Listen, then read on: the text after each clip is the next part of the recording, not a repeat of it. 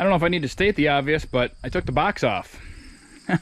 So, kind of show this. I just took it off like 5 minutes ago. Kind of show you what's going on here before I start cleaning everything up and moving everything. So, this is the 73 Club Cab configuration. Fuel or filler up here, I should say, goes through out the back, down, and into essentially the bottom of the tank. It's kind of a dumb setup. There's a reason why they only did it 1 year like this, because they had a lot of complaints, I think. So, and we've got two vent lines. The bigger one here goes to here. That's, I think, more or less vents when you're filling it. The little one vents out of here, and that's just a tank vent in general. Then you've got your line for your gauge, goes over here, and then the other one goes to ground. This one will soon serve as my cargo light, my under bed rail lights, but that'll be to get finished later. So what's going to happen, and I've got the parts over there. I'll bring them over here in a little bit and show those, but it's gonna be like this cross member and this one are the ones that get replaced. Maybe not even this one. We'll have to take a look and see. That'd be super awesome if I only had to do one, but just the shape of the tank is really what happens, or why. And then we'll have to figure out a way to rework the parking brake cables, and these are 74 cables anyway. When I was doing the rear axle in here, I could not find 73s to save my life. I thought, well, 74s, they can't be any different. They look the same. No, they're different. They're a little different length. So this one is supposed to be over in this hole, coming through here. And it wouldn't work. I could not get it. So, well, that may get rearranged a little bit. I do have 73 cables now, but you take apart so much of the brakes to get that done, to put the new ones in. I don't know. Maybe I'll do it. Not that anybody's ever going to use the parking brake really anyway. What else? Oh yeah, and this line is your fuel feed line going up forward. That ends up running through the cab. That's about all. And a lot of dirt that's been there since the early 80s. Okay, one thing to mention quick before I get a little deeper in the next piece here is frames. This is a half-ton pickup. This is a 3/4 ton frame. What I mean by that is the half-tons had a 6-inch frame, you know, from here to there. That was 6 inches.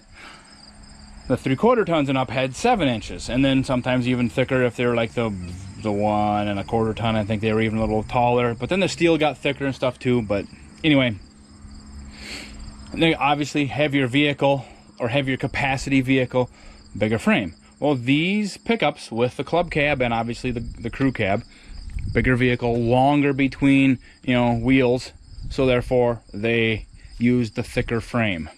So if you're going to do something like this, hi cat, oh yeah, he's a good cat, you need to be aware of that, because like this, hang on, there you go, this is the cross member we need to replace. The other one is fine. I think that'll be fine. So here it is. What will be the one going in? Obviously you can kind of see the difference. That one just kind of humps up in the middle. This jumps up and is flat basically all the way across. So the overall height in the middle is about the same. It can't get much higher because there's a box that goes up here, but it gets up quicker. And watch out, cat. You're gonna get thunked here. There we go. So it's the upper one will always be the same no matter what you take it off of.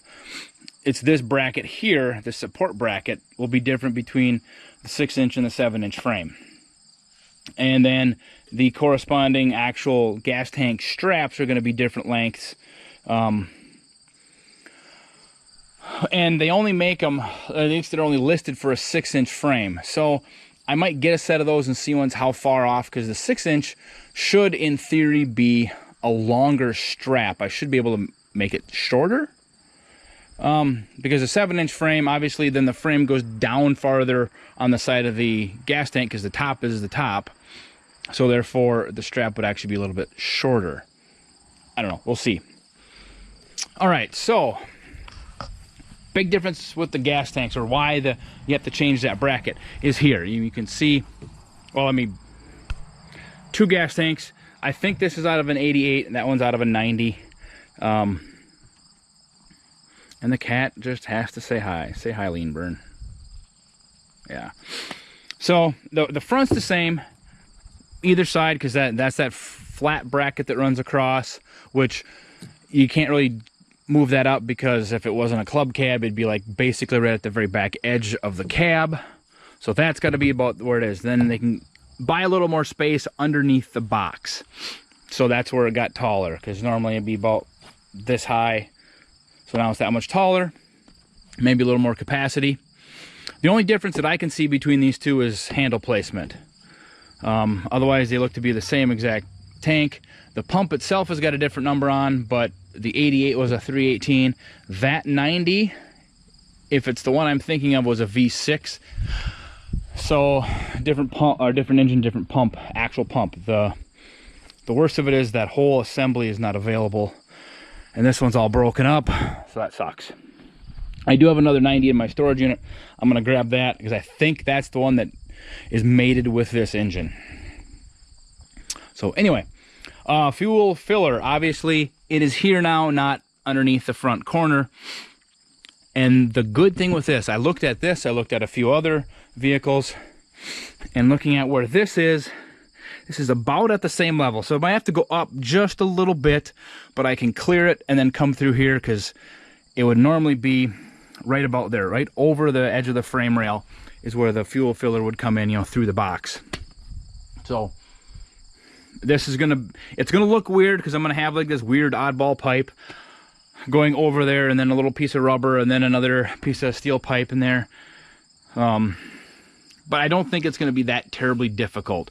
I really only have to do the one cross member, figure out how I'm gonna work my straps, and then, you know, come up with this. But I think that also will be relatively easy, because I just need to get I'll probably use exhaust pipe, get some really good exhaust pipe, maybe have some bends put in it so it holds a little closer to the frame rail, so it's not just hanging out here quite just flopping. Or maybe I'll make a bracket to help hold it. That'll we'll see once how that part of it goes. And yeah, you'll probably actually see how I actually do it here in a couple minutes in the video, but it might be weeks for me. Yeah, the gas tank is out. Well, you know what? Working on old vehicles, you always end up with a little surprise here and there. Sometimes they're good, sometimes they're bad, and sometimes they're just, I don't know what they are. So, for those of you who had been following this project from years ago now, you may remember that this truck was, when I bought it, it had a Perkins diesel put in. Somebody else had done that. Well, taking the tank out, found a little bit of diesel fuel in it. The tank was just about full. So I figured I've got about 20 gallons of diesel sitting there. I have no idea what to do with right now. I'm hoping maybe one of the neighbor farmers will take some diesel. And it's old diesel, but I don't know if diesel necessarily goes bad like gas, so they put a little in everything, it'll probably be fine. I don't need that much fire starter for the burn barrel. That'll take me a long time, and I don't have anything else to put it in either. So also, since I got the camera going, that small tank, that tiny little tank that's probably a good solid 10-15 gallons, I mean not 15, but a good solid 10 gallons, probably less than these other two, is the one that actually came out of the 90 that has that this engine came out of, that's now in this thing right now. That surprised me when I went to the storage unit and I pulled that thing out, and I was like, that thing is just easy. So most likely I'm going to use that fuel pump, because that fuel pump housing is not broken anywhere, and probably this middle tank, just because that fuel pump is the most beat up, and it's also a 90. Not that that matters, but and then I'll use some of that fuel filler tube for that kind of stuff. So yeah, there you go. The update for now. A lot of diesel. Yesterday I got to smell like 20-year-old gasoline, draining a tank out of something else, and now I get to smell like 50-year-old diesel.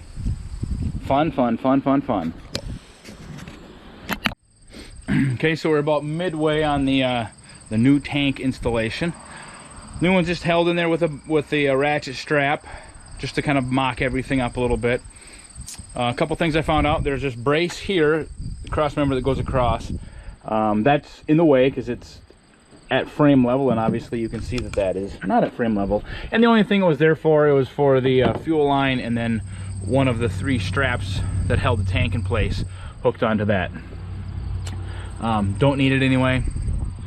So the other nice thing, you know, happy accident, replacement gas tank straps. So like, there's one that's already kind of pre-bent, or I bent it already.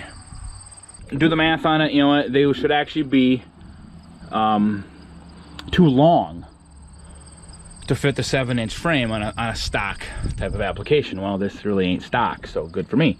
And what we have, the advantage is these little brackets here. You know, they bolt on what, something like about like that.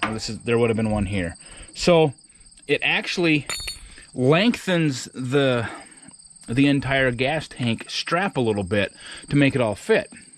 Because normally, and I'll set this right about like so, this would be bolted straight up to the bottom of the frame, kind of like where these are. Well, this pushes that out a little bit, which gives me just a little more length needed. Well, I have a little more length no matter what. And I kind of mocked up the front one and the rear one, and it looks like they're going to work really nice. Obviously, once I get everything tight, we'll find out for sure. Because the factory, the 73 factory ones had ends like this on both ends, not a direct mount to the frame itself. So I think it's gonna work. If not, it's gonna be really, really close. And then if I have to, I can just maybe say cut up another old fuel tank I have laying around and either put like something in between here and there, or on the bottom to help kind of take up some of the gap. We'll see how it goes once we get everything tight, and then we'll know. What other little things do we need to... Oh, I learned that I have to have my bolts going up, otherwise that doesn't work. And the other thing, for some reason, you can kind of see it here in this one, there's this wear mark, and that's right at the front bracket or brace or whatever. And they're just apparently even in just the late 80s, because I didn't notice it on anything else I have laying around here. And that's just, I think, to help hold the tank away from the frame itself. So maybe, and I don't know exactly why, maybe to help keep some of the garbage and the rocks and the debris from piling up in there so bad. Maybe they were having problems with the tank was so tight up against the frame, it was wearing through. I don't know. So I have to build a little one of those.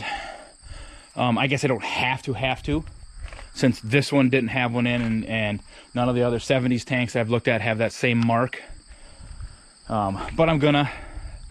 It's not that much more effort at this point, and if for some reason I think I have to do it later, well, then it's gonna be a pain in the ass. Whereas right now, once I get this tank out of the way, I can mock that up pretty quick. So the next step is take the tank out, take this old junky fuel pump out, because all the things are broke off. That's broke off. Take all the stuff out, rinse it out really good, clean it up good, let it dry for a while I do all the other stuff, and then I can get it all put back in. My parking brake cables aren't even going to come remotely close to working with this gas tank, the way it hangs out over the back, and the extra height that this thing has. Ain't gonna happen. No how, no way. So if I want a parking brake in there, I'll have to change those cables and then find all the pieces, all like the side bracket and all that other stuff, for like, say like a 90, because the front's the same, you know, the ratcheting mechanism is the same, the cable comes out at the bottom the same, then it's the brackets and the intermediate cables I would have to change out. I don't know how bad I need to do that. I mean, it's an automatic. How often to use a parking brake in an automatic?